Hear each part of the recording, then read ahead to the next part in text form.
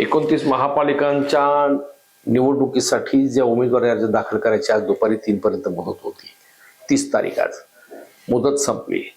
संपूर्ण 29 महापालिका ज्या ज्या प्रत्येक शहरामध्ये राडा, उमेदवारांची पळवापळवी, हाणामाऱ्या, काही ठिकाणी तोडफोड, म्हणजे उमेदवारी अर्ज दाखल करण्याच्या दिवशी इतका मोठा राडा प्रथमच पाहिला असेल. खरं सांगायचं तर अशा प्रकारचं राजकारण महाराष्ट्राचं इतकं गढूळलंय, इतकं खालच्या पातळीवर गेलंय, त्या जनतेला दर्शन झालं त्याच्यामध्ये. मुळात प्रश्न असा आहे, महापालिकांच्या ज्या निवडणुका आहेत, 15 तारखेला मतदान आहे, 16ला निकाल आहे. आज उमेदवारी अर्ज दाखल करायचा शेवटचा दिवस होता. उद्या छाननी आहे, त्यानंतर 2-3 दिवस माघारीसाठी आहेत. हा सगळा पुढचा प्रोग्राम सुरू राहील. परंतु ह्याच्यामध्ये युती, आघाडी, कोण कोणाबरोबर काही समजत नाहीये. उमेदवारांची पळवापळवी तर प्रचंड मोठ्या प्रमाणाची. जे निष्ठावंत आहेत त्यांची राडारोड सुरू आहे. नाशिकमध्ये पाहिलं, नागपूरला पाहिलं, तिकडे छत्रपती संभाजीनगरला पाहिलं, सगळ्या ठिकाणी ज्या ज्या नवीन कार्यकर्त्यांना भाजपने त्याच्यामध्ये आयात करून घेतलेले आहेत. थोडक्यात निष्ठावंत कार्यकर्ते असताना सुद्धा इलेक्टिव्ह मेरिटमध्ये पैसा हा मुख्य घटक येतो. त्याचा पाहून त्यांनी ज्यांना ज्यांना उमेदवारी दिली ना, त्याच्यामुळे निष्ठावंत लॉबी सगळी नाराज झाली. प्रत्येक ठिकाणी उद्रेक झाला. हे म्हणजे आता परिस्थिती अशी आहे काही ठिकाणी की 4-4, 5-5 पॅनल उभे राहत आहेत. म्हणजे सगळ्या महापालिकेचं अजून चित्र स्पष्ट यायचं आहे. ते आज कदाचित संध्याकाळपर्यंत चित्र स्पष्ट येईल. पण उमेदवारी अर्ज दाखल करण्याच्या शेवटच्या क्षणापर्यंत जी परिस्थिती होती त्याच्यावरती मी भाष्य करतो. मुंबईमध्ये युती झाली, तिथे शिवसेना, भाजप आणि आठवलेंची, आता आठवलेंची रिपाई त्यात आहे नाही अजून ते क्लिअर नाही, कारण आठवलेंचे कार्यकर्ते नाराज आहेत. तिथे एकूण शिंदेच्या शिवसेनेला 90 जागा मिळाल्या, बाकी 135 यांना 167 भाजपला मिळाल्यात. मुंबईचा प्रश्न मिटला. पण अन्य महापालिकांमध्ये शिंदेची शिवसेना कुठेही भाजप बरोबर नाही. त्याच्यामुळे शिंदेची शिवसेना स्वतंत्र लढते, भारतीय जनता पार्टी स्वतंत्र लढते, महाविकास आघाडी स्वतंत्र लढते आहे, काँग्रेसने पण स्वतंत्र लढण्याची घोषणा केली आहे, आणि ठाकरेंची शिवसेना, मनसे आणि रासप, राष्ट्रीय समाज पक्ष जानकरांचा, हे स्वतंत्र लढत आहेत. 4-4, 5-5 पॅनल आहेत. पुणे काय, पिंपरी चिंचवड काय, आज जो राडा पाहिला सगळा तो इंटरेस्टिंग होता सगळा.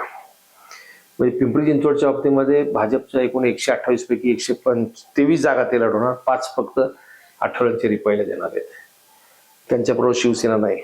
मग शिंदेच्या शिवसेनेचे इथे जे नेते आहेत, स्थानिक खासदार श्रीरंग बारणे, त्यांनी उमेदवारी अर्ज मुक्त हस्ते वाटप सुरू केलं. जवळपास त्यांच्याकडे 65 लोकांनी जवळपास उमेदवारी दिलेली आहे. आणि म्हणजे त्यांनी अजून निश्चित आकडा सांगितला, पण 65च्या आसपास त्यांचे उमेदवार आहेत. त्यांचं स्वतंत्र पॅनल उभं राहणार आहे. दोन्ही राष्ट्रवादी एक झाल्या. भाजपच्या विरोधामध्ये वास्तविक भाजप विरोधात सर्व पक्ष असा फॉर्म्युला ठरला होता. प्रत्यक्षात ती बोलणी यशस्वी झाली. जागा वाटप, उमेदवार याच्यावरून चांगलं ते कायम राहिलं. आणि शेवटी प्रत्येक जणांनी आपापली चूल वेगळी मांडली. दोन्ही राष्ट्रवादी, शरद पवारांची राष्ट्रवादी आणि अजित पवारांची राष्ट्रवादी, त्यांनी 128 मध्ये 110 जागा अजितदादांच्या राष्ट्रवादीला आणि 18 जागा शरद पवारांच्या राष्ट्रवादीला असं वाटप केलं. आणि जिथे उमेदवार नाही तिथे ज्यांना भाजपने नाकारले त्यातले बरेचसे मेंबर्स ते आयत्या वेळी या राष्ट्रवादीकडे आले, त्यांना उमेदवारी दिली गेली. म्हणजे बलाढ्य उमेदवार. काँग्रेसच्या बाबतीमध्ये पाहिलं तर 128 जागा, पण त्यांना ते काँग्रेस स्वतंत्र लढणार, सगळ्या ठिकाणी त्यांना उमेदवार उभे करता आले नाही. जवळपास साधारण 70च्या दरम्यान उमेदवारी अर्ज त्यांनी दिलेले आहेत. म्हणजे हे सगळं जर चित्र पाहिलं तर त्याच्यामध्ये एक दिसतं, भाजप विरुद्ध भाजप अशी एक पहिली लढाई आहे. नंतर भाजप विरुद्ध राष्ट्रवादी अशी दुसरी लढाई आहे. भाजप विरुद्ध शिंदेची शिवसेना अशी तिसरी लढाई आहे. भाजप विरुद्ध ठाकरेंची शिवसेना, मनसे आणि रासप ही चौथी लढाई आहे. आणि भाजप विरुद्ध काँग्रेस. विचार करा, इतकी खिचडी झालेली आहे राजकारणाची की विचारता सोय नाही. आणि या सगळ्या गोष्टीचा फायदा सहज कसा भाजपला होऊ शकतो हे तुम्ही लक्षात घ्या. ज्यावेळेस एका मतदाराला 4 मतदार द्यायचे असतात, एका प्रभागामध्ये 4 उमेदवार असतात, 4 जणांना मत द्यायचं असतं, 4 मशीन समोर असतील, जर सरळ सरळ कमळ कमळ असेल तर तो कमळ कमळ कमळ कमळ दाबून येऊ शकतो, किंवा ते उमेदवाराचं नाव पाहून त्याला चिन्ह शोधणं ते फार आवडतं. दुसरं, ज्या वेळेस भाजपच्या विरोधामध्ये हे बाकीचे 3-3, 4-4 पॅनल असतील त्यावेळेस प्रत्येकाचे चिन्ह वेगवेगळे आहेत. ते चिन्ह एखादा नौखा किंवा मतदार असेल, अगदी नौखा कसाला, सर्वसामान्य मतदार असेल तो सुद्धा गोंधळून जाईल की एकीकडे एकाला घड्याळ द्यायचं, एकाला तुतारीला द्यायचं, एकाला धनुष्याला द्यायचं, एकाला मशालीला द्यायचं, दुसरं रेल्वे इंजिनला द्यायचं, तिसरं पंजाला द्यायचं. हा जो सगळा गोंधळ आहे त्या गोंधळाचा आपसूक फायदा भाजपला होतोय. भाजपने 4 जणांचं पॅनल जे केलं ना त्याचं खरं कारण हे आहे.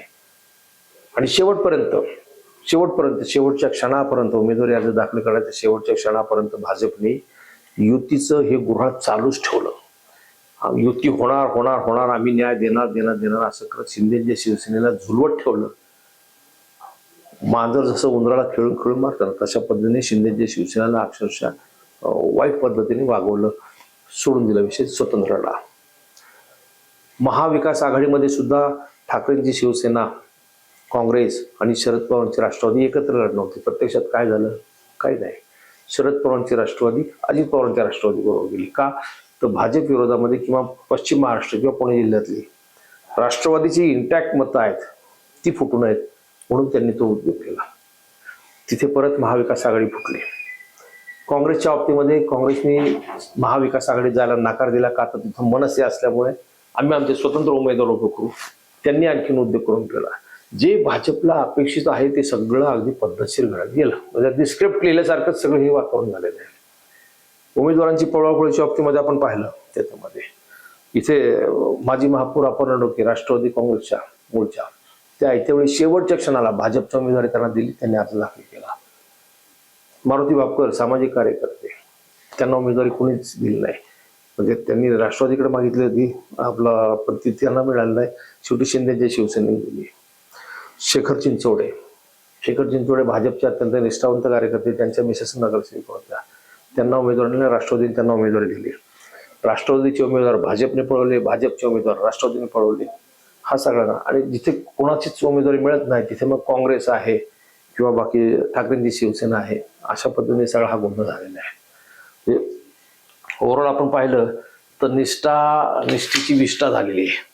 तुम्ही पिंपरी चिंचवड सोडा, ठाण्यामध्ये पाहिलं, ठाण्यामध्ये सुद्धा भाजपमध्ये प्रचंड असंतोष उफाळून आला. नाशिकमध्ये उमेदवारी कापल्यामुळे तिथे निष्ठावंत कार्यकर्ते जे आहेत त्यांनी त्या भाजपच्या शहराध्यक्षाचा अक्षरशः पाठलाग केला, गोंधळ घातला, निषेध केला, आंदोलन केलं. तिथे आपण मीडियामध्ये पाहतो, टीव्हीला त्या बातम्या आपण पाहतो. नागपूरमध्ये गडकरी फडणवीसाच्या नागपूरमध्ये सुद्धा तो गोंधळ झाला. आणि तिथे अजित पवारच्या राष्ट्रवादीत सुद्धा नागपूरमध्ये गोंधळ झाला. का तर उमेदवारी नाकारली म्हणून. वसई विरारला उमेदवारी नाकारली, तिथेही एका महिलेला चक्कर आले.